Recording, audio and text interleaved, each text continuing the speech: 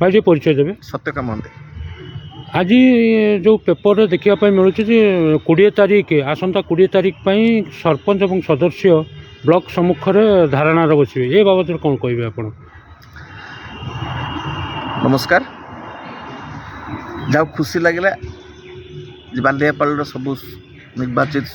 सरपंच सदस्य माने उणा अधिक गोटे प्लाटफर्म में एकत्रित होती। एकता भल जिनस आम एकता को विरोध करूनी। गोटे प्रश्न पचारे आप जेहेतु पचारे ये जो काली जो देखुली प्रेस मीट गुड़ा कर आज पेपर बाहरी जो गुड़िक से पॉइंट उल्लेख कर जनस्वार्थ समस्वार्थ जनसाधारण गरीब खटिया कथा कौटी ना आंचलिक समस्या विषय कौटी ना व्यक्तिगत समस्या कौन लिखिं किए क्या दुर्व्यवहार कौन ना भर को आम सत्यासत जानू कि स्टेटमेंट देवा चाहूँ किंतु मोर गोटे प्रश्न ये बालियापाल विकास विषय एम केते थर गोटे प्लाटफर्म में बस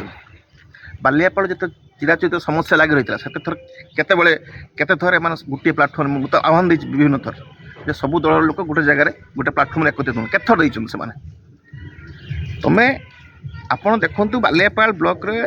जेकोसी पंचायत को जेकोसी ग्राम को आज भी जाऊँ ओपन चैलेंज कर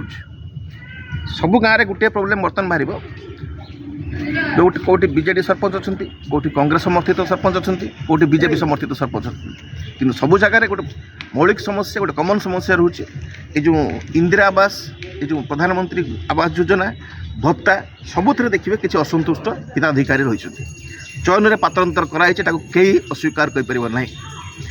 केमती अस्वीकार केमती कराई पात्रांतर दलीय भित्ति पात्रांतर कराई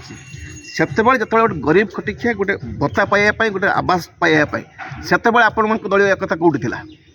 से मिसिक बीजेडी बीजेपी कांग्रेस मिसिक गोटे जगह बसिकी जे आम गाँव में एति पाइबा हकदार बसिक कले ये गोटे बहुत स्वास्थ्यकर गोटे बहुत उज्जवल उदाहरण सृष्टि करता ओडिशा राजनीति इतिहास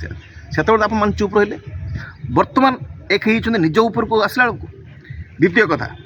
काली जड़े बंधु उठे इंदिरा पार्क रे काम कथा मु प्रश्न करने को चाहूँ सीधा